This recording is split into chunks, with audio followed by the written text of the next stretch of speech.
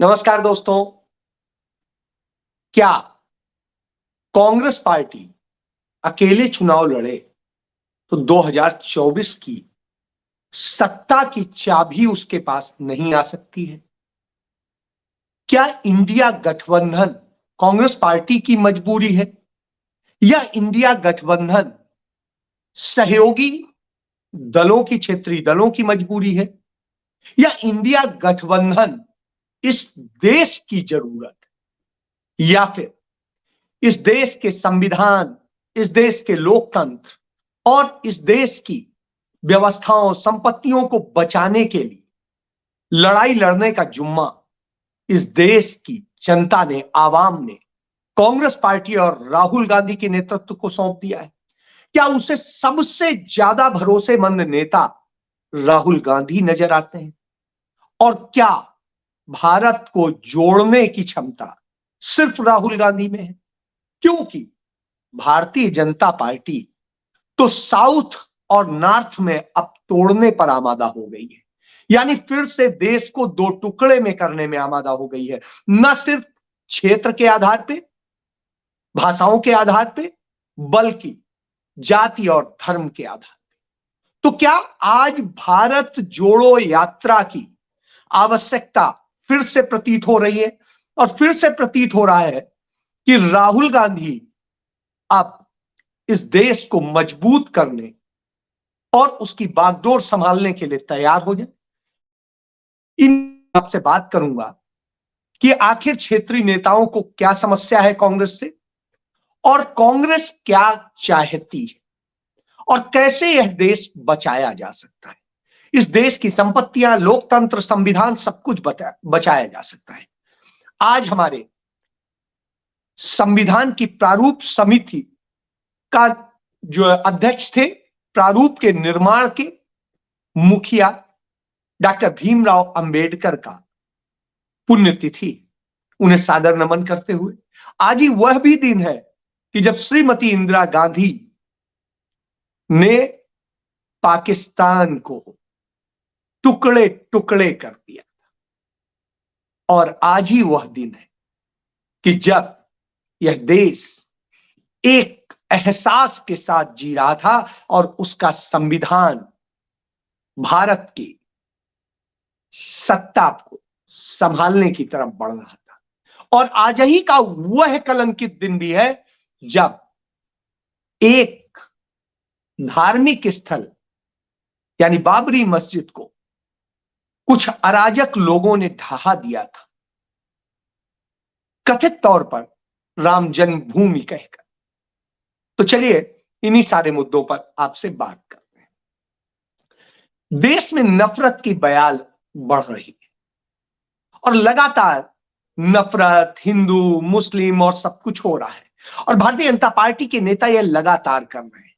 आपने परसों देखा कि किस तरीके से चुनाव जीतने के बाद ही अभी शपथ नहीं ली है विधायक पद की, और उसके पहले ही योगी आदित्यनाथ के साथी बाबा कहलाते हैं खुद को, बालकनाथ जो है, बालकनाथ यादव है, वो जो है अचानक पहुंच गए जयपुर में और जाकर के गरीब गुरबे मुस्लिमों के को जाकर के उनकी दुकानें तोड़ने लगे।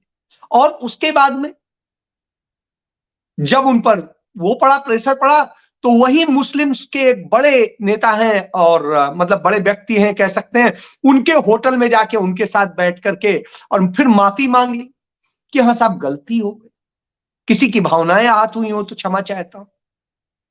क्या मतलब है? गरीब गुरबे किसानों, मुसलमानों को आप मारने के लिए खड़े, कामगारों को मारने के लिए खड़े, लेकिन बड़ों के पास जाके आप सिर झुका देते हैं, वैसे ही जैसे नरेंद्र मोदी करते हैं। हिंदुस्तान के अंदर तो मुसलमानों के ऊपर अत्याचार कराते हैं, उनके साथ बलात्कार कराते हैं, हत्याएं कराते हैं, और जब वो सऊदी अरेबिया में पहुंचते हैं तो वहां के सारे लोगों के आगे सिर झुका के रहते हैं। वहां पर मस्जिद में भी जाते हैं, वहां जाने क्या क्या करते हैं। तो साहब यह भी स्थिति है। जाते हैं जब यूरोपियन देशों में तो पोप से लेकर के सबके आगे सिर झुकाए खड़े होते हैं। वैसे ईसाई और हिंदू का कह करके छत्तीसगढ़ में पूरी नफरत फैलवाते हैं और आदिवासियों को किस तरीके से तोड़ करके उन्हें दो खेमे में बांट करके चुनाव जीतते हैं। और मध्य प्रदेश में इंदौर में जिस तरीके से मुस्लिमों के घर के पास पहुंच करके जो गंदे नारे और सब कुछ करते हुए उनके यहां पहुंचते हैं, वहां पर दंगा फसाद करने की कोशिश करते हैं, उन्हें भड़काने की कोशिश करते हैं। और यह स्थिति एक जगह नहीं है, यह पूरे हिंदुस्तान में है। हमने यही चीज हरियाणा में भी देखी, मेवात में किस तरीके से, नूह में किस तरीके से किया गया, किस तरीके से उत्तर प्रदेश में कासगंज से लेकर के सब जगह किया गया। कासगंज में जो बच्चा हिंदू परिवार का मरा था वो तो बेचारा वैसे ही है, लेकिन आज वो जो मुस्लिम्स मारने के आरोपी थे वो भारतीय जनता पार्टी के हैं। क्यों? खेल मिलकर लड़ा था।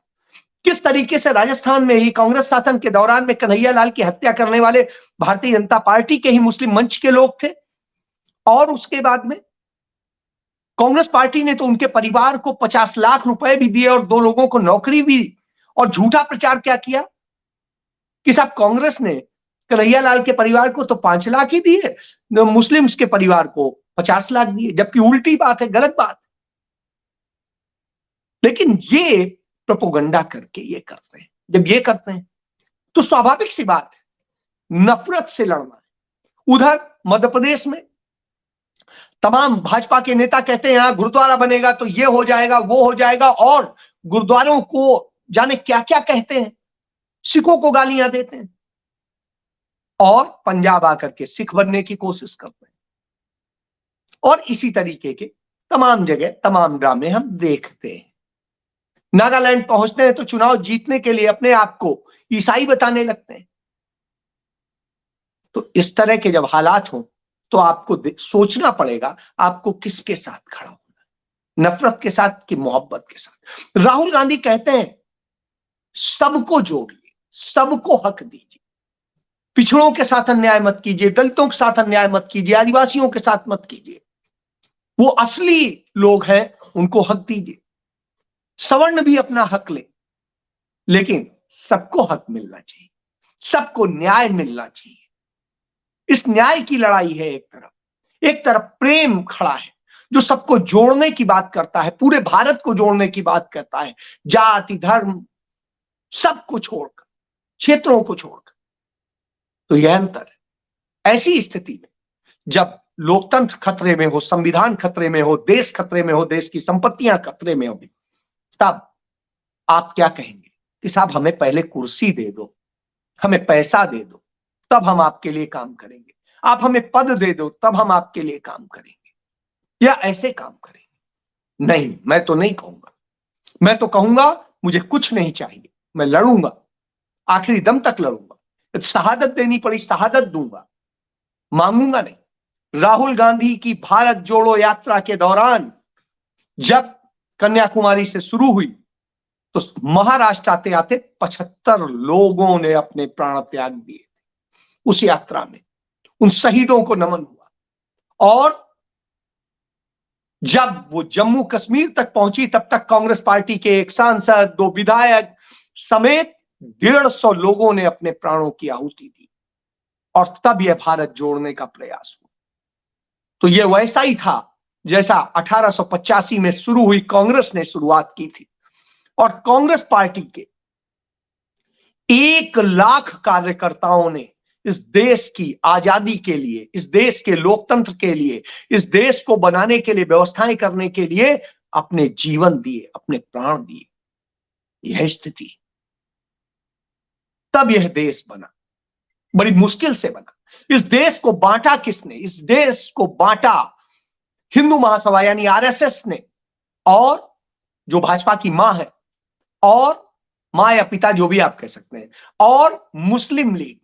मुस्लिम लीग तो अपना हिस्सा लेके चले गए, उन्हें यह था कि यह हमें मिलेगा, उन्हें नहीं मिला। इस देश की जनता सेकुलर नहीं, क्योंकि भारत से एक देश टूटा था, भारत नहीं टूटा था, इंडिया नहीं टूटा था, हिंदुस्तान नहीं टूटा था, वो तो गंगा जमुनी संस्कृति में था।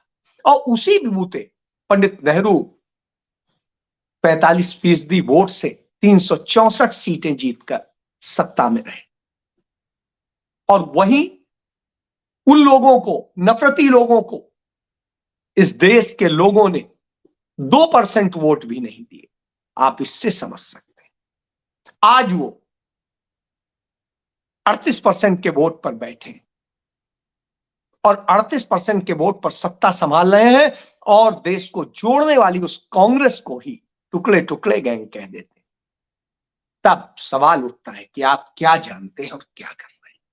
ऐसे में देश जोड़ना है और देश जोड़ने के लिए एक बड़ा सद प्रयास हुआ कि इंडिया गठबंधन बना करके इंडिया को बचाया जाए और इंडिया को बचाने के लिए तमाम प्रयास हुए। कभी कोई रूठा, कभी कोई रूठा, कभी कोई रूठा, सबको मनाने की कोशिश की। अंततः बात बनी भी, एक सिरे पहुंची। लेकिन जैसे ही 5 राज्यों के चुनाव आए तो स्वार्थों में डूबी क्षेत्रीय पार्टियां, जाति आधारित पार्टियां, धर्म आधारित पार्टियां फिर से तोड़फोड़ करने में जुट गई, साजिशें रचने में जुट गई और वही हुआ। मध्य प्रदेश, छत्तीसगढ़ और राजस्थान में समाजवादी पार्टी के अखिलेश यादव पहुंच गए हिस्सेदारी बटाने, जबकि वहां की जनता उन्हें नहीं चाहती थी। पहुंच गए अरविंद केजरीवाल आम आदमी पार्टी लेकर के सभी 4 राज्यों में, 5वें में नहीं गए जहां वो भ्रष्ट बीआरएस था, जो भाजपा का बी टीम है, उसके खिलाफ लड़ने नहीं गए, लेकिन बाकी जगह गए। अखिलेश यादव भी उन दोनों राज्यों में नहीं गए, वहां गए। नीतीश कुमार भी अन्य राज्यों में नहीं गए, सिर्फ मध्य प्रदेश में गए जहां सरकार बनने की पूरी संभावना थी कांग्रेस की। और ऐसी स्थिति में लेकिन जनता ने इन्हें इनकी औकात बता दी।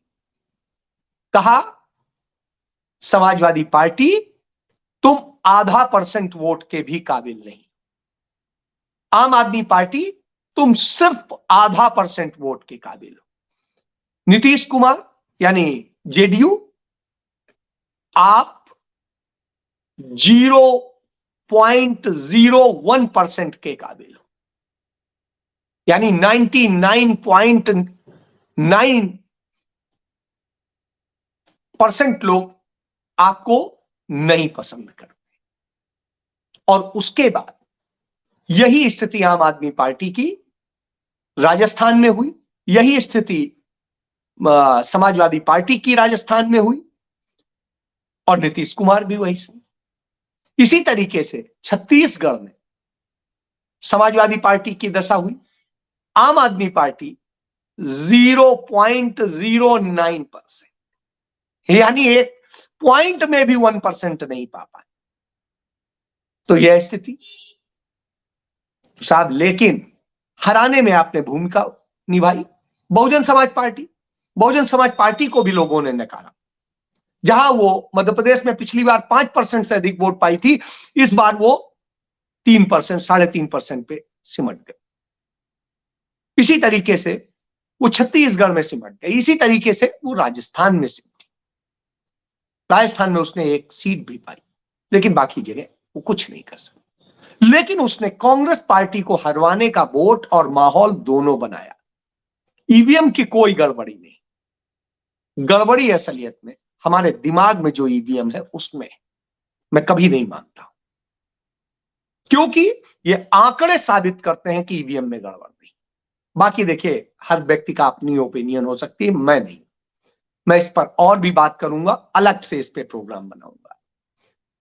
मैं किसी के विचारों से वो नहीं होता हूं, ठीक है, हो सकता है मुझे ना पता हो, उन्हें ज्यादा पता हो, लेकिन जो मुझे पता है उस पर बात करूंगा। अब आप सोचिए, जब इंडिया गठबंधन की मीटिंग बुलाई गई, क्योंकि उसका गठबंधन लोकसभा चुनाव को लेकर के था और चुनाव आ गया है सिर पे, तो मीटिंग से तमाम लोग, नीतीश कुमार बीमार पड़ गए, अखिलेश यादव अनमने से आएंगे नहीं, और ममता बनर्जी कहे हम अपने में व्यस्त हैं। इसी तरीके से तमाम सारे बहाने। डीएमके सच्चाई है कि वहां पर जिस तरीके से बाढ़ और सब कुछ आया हुआ है, ऐसे में छोड़कर आने का कोई मतलब नहीं बनता है। वहां से फ्लाइट भी नहीं उड़ रही है, वहां का एयरपोर्ट भी पानी से भर गया है, सुनामी आई हुई है, तो इसलिए नहीं, वो तो जायज है। बाकी और सबकी स्थिति ये, तो ऐसी स्थिति में आप समझ सकते हैं नीतीश कुमार त्रिपुरा में भी लड़ने पहुंच गए थे, और याद करिए जो उनके वो थे लोग, वो बीजेपी के साथ चले, और नीतीश कुमार आते जाते रहे बीजेपी के साथ, हम सबको पता है। इसी तरीके से ममता बनर्जी की स्थिति है, वो भी आती जाती रही है बीजेपी के साथ। और इसी तरीके से अखिलेश यादव यानी समाजवादी पार्टी किस तरीके से बीजेपी के साथ मिलकर के खेल करती थी। यदि कांग्रेस नहीं होती तो मुलायम सिंह यादव यूपी के मुख्यमंत्री भी नहीं बनते। कांग्रेस पार्टी ने ही समर्थन दे करके मुख्यमंत्री बनवाया था और सत्ता में भागीदारी नहीं ली थी। आप याद करिए 1991। तो इस तरह की स्थितियां, इन सब के बाद में मैं आता हूं कि इसके बाद में यदि समाजवादी पार्टी कहती है कि हम सोनिया गांधी राहुल गांधी के लिए सीट छोड़ते हैं, तो वो भी सदैव, जब उनका भी बहुत बहुमत था तब भी वो छोड़ते थे उनके लिए, क्योंकि वो सेकुलर के साथ खड़े हो। और राहुल गांधी एक चीज कहते हैं, मैं कभी मोदी से समझौता नहीं कर सकता हूं और मोदी भी मुझसे नहीं कर सकते हैं, क्योंकि हम दोनों पूरा पश्चिम है, अलग अलग ध्रुव है। बिल्कुल सही है, क्योंकि नरेंद्र मोदी कट्टरतावाद है और राहुल गांधी प्रेमवाद। तो एक तरफ नफरत है, एक तरफ मोहब्बत है।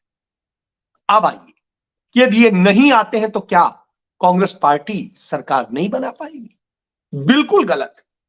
राहुल गांधी का जो मोमेंटम है, जो राहुल गांधी के प्रति प्रेम है, और जो सोशल मीडिया पे अब तक सारे प्रधानमंत्री पद के चेहरे को लेकर के सर्वेज हुए हैं, उन सारे सर्वे में राहुल गांधी नंबर 1 पर है, नरेंद्र मोदी नंबर 2 पर है। इसका उदाहरण है, इन 5 राज्यों में कांग्रेस पार्टी ने भारतीय जनता पार्टी से 11 लाख से अधिक वोट पाए हैं। अधिक 11 लाख से अधिक वोट जो है पाए। अब आप समझ सकते हैं। इसके बाद में उत्तर प्रदेश के बाहर समाजवादी पार्टी का कुछ नहीं है, नीतीश कुमार का बिहार के बाहर कोई खास नहीं है। इसी तरीके से आम आदमी पार्टी पंजाब और दिल्ली के बाहर कोई बहुत बड़ा स्टेक नहीं है। जहां गुजरात में गए थे तो उनके जो लोग, उन्होंने कांग्रेस के वोट काटे और वो जाकर के भाजपा में मिल गए, हमने देख लिया। इसी तरीके से चाहे वो गोवा गए, चाहे जहां गए, टीएमसी भी गोवा गई थी कांग्रेस को हरवाने, आम आदमी पार्टी भी गई थी, और वो भी सबको पता है किसने पैसा लगाया, किसने क्या किया। तो ऐसी स्थिति में यदि कोई इस तरह नखरे दिखाता है तो क्या होगा, और नहीं आते हैं ये, तब क्या होगा। डीएमके कांग्रेस का नैसर्गिक वो है, जो एनडीए हुआ करता था, उसी को ही इंडिया मान ले, और अखिलेश यादव, नीतीश कुमार, ममता बनर्जी, इन सबको अलग कर दें, ये जो थर्ड फ्रंट था उसको अलग कर दें तो क्या हो। अब आप देखिए, अलग कर देंगे तो कांग्रेस पार्टी को डीएमके यानी तमिलनाडु डीएमके के साथ मिलकर के वहां पर अच्छी सीटें मिलती।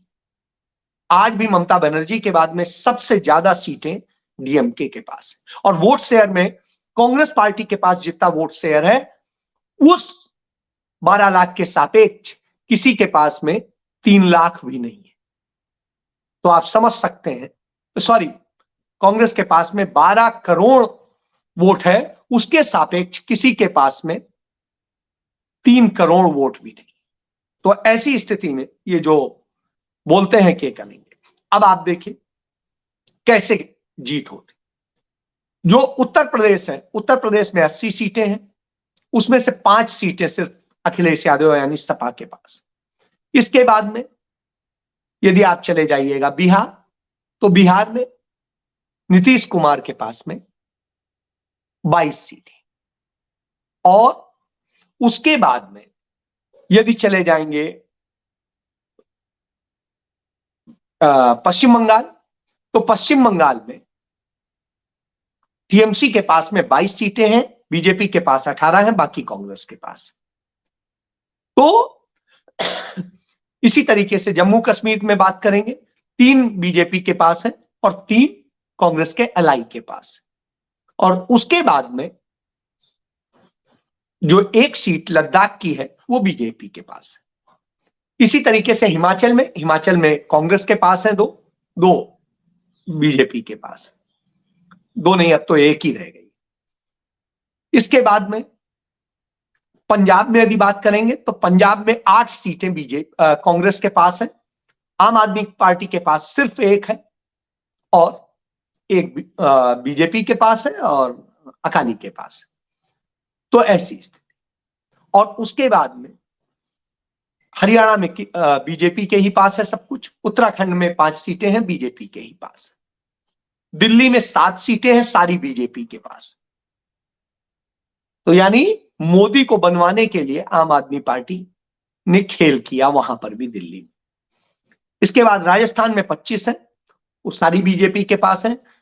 जो वहां पर है मध्य प्रदेश में, वहां 1 सीट छोड़ करके सारी बीजेपी के पास है। इसी तरह छत्तीसगढ़ में 2 सीटें छोड़ करके 9 सीटें बीजेपी के पास है। अब गणित जो ये चुनाव हुआ, इस चुनाव परिणाम के बाद में कांग्रेस पार्टी को यहां से, इन 3 राज्यों से, मध्य प्रदेश, छत्तीसगढ़ और राजस्थान से 22 से 24 सीटें मिलने का अनुमान, जो गणित आया है, जो वोट यही वोट रहा तो। और तेलंगाना आ गया है तो तेलंगाना से आने की संभावना है, अभी भी वहां पर है, अच्छा है कांग्रेस का और बहुत अच्छा होने की उम्मीद। कर्नाटक में वहां पर भी कांग्रेस ने बीजेपी का रास्ता बंद कर दिया। केरल में भी कांग्रेस ही कांग्रेस है। इसी तरीके से आपको तमिलनाडु का बता चुके हैं। बाकी महाराष्ट्र में स्थिति यह है, जो महाआघाड़ी गठबंधन है वो बहुत अच्छा गेन कर रहा है और ऐसी स्थिति में दोनों बाकी दलों की मजबूरी है कि वो कांग्रेस के साथ रहें, नहीं तो वो खत्म हो जाएंगे। कांग्रेस इन तीनों में सबसे बड़ी दल है। अब आइए आप राजस्थान के बाद में गुजरात में बीजेपी है और इसके बाद जो देश बचा असम में बटा हुआ है कांग्रेस और बीजेपी में। इसके बाद नॉर्थ ईस्ट की बात करें तो वहां पर भी कांग्रेस और बीजेपी में ही बटा हुआ है वो। तो ऐसी स्थिति में ये जो छत्रा अपनी रंगबाजी दिखा रहे हैं, जो आधा % वाले हैं, वो क्या करेंगे?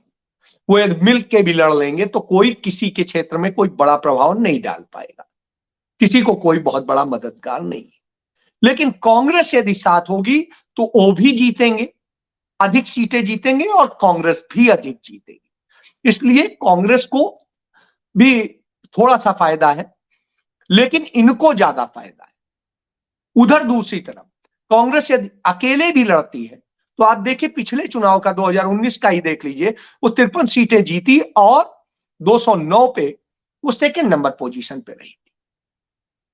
और यदि उन्हीं में वो सिक्योर कर लेती है तो उस स्थिति में वो 250 से अधिक सीटें जीतने की स्थिति में अकेले बूते हैं अपने जो पुराने अलाइज हैं उन्हीं के साथ।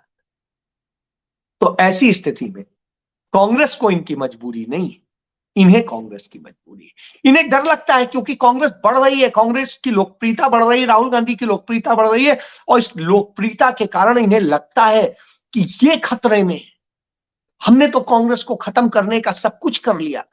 तो कांग्रेस मुक्त भारत यदि आरएसएस बीजेपी ने किया था तो जो जेडीयू, सपा और ये सारे दल हैं, ममता वगैरह, ये सब ने भी कांग्रेस मुक्त भारत की बात की थी। तो आप ये समझिए, ये असल में सिर्फ अपनी कुर्सी, अपनी सत्ता, अपने बचाव के लिए, क्योंकि ईडी का खतरा इन तीनों पर मंडरा रहा है। अभी तक अखिलेश के घर ईडी नहीं पहुंची है, उन्हें डर लगता है। नीतीश के घर नहीं पहुंची है, उन्हें डर लगता है। जबकि आय से अधिक संपत्ति का मामला अखिलेश के खिलाफ, पूरे परिवार के खिलाफ, और नीतीश पर भी उनकी सरकार के भ्रष्टाचार के मुद्दे आ रहे। और उसके बाद ममता बनर्जी के भतीजे और परिवार पूरा फंसा हुआ है, पार्टी फंसी हुई, इधर अरविंद केजरीवाल फंसे हुए। तो अरविंद केजरीवाल लेकिन लड़ रहे हैं, लेकिन बाकी ये लड़ने की हिम्मत नहीं रखते। तो ऐसी स्थिति में चिंता इन्हें, और बहुजन समाज पार्टी का हम सब जानते हैं, उन्होंने तो सरेंडर कर दिया है नरेंद्र मोदी के आगे, बीजेपी के आगे, ईडी के आगे, सीबीआई के आगे। तो ऐसी स्थिति में आप सोचिए, जरूरत इन्हें है सत्ता के लिए, उन्हें नहीं। इसलिए दोनों मिलकर लड़ेंगे तो आसानी से हासिल करेंगे, दूर दूर लड़ेंगे तो खतरे में रहेंगे, क्योंकि चिल्लाते ईडी वाले। जय हिंद।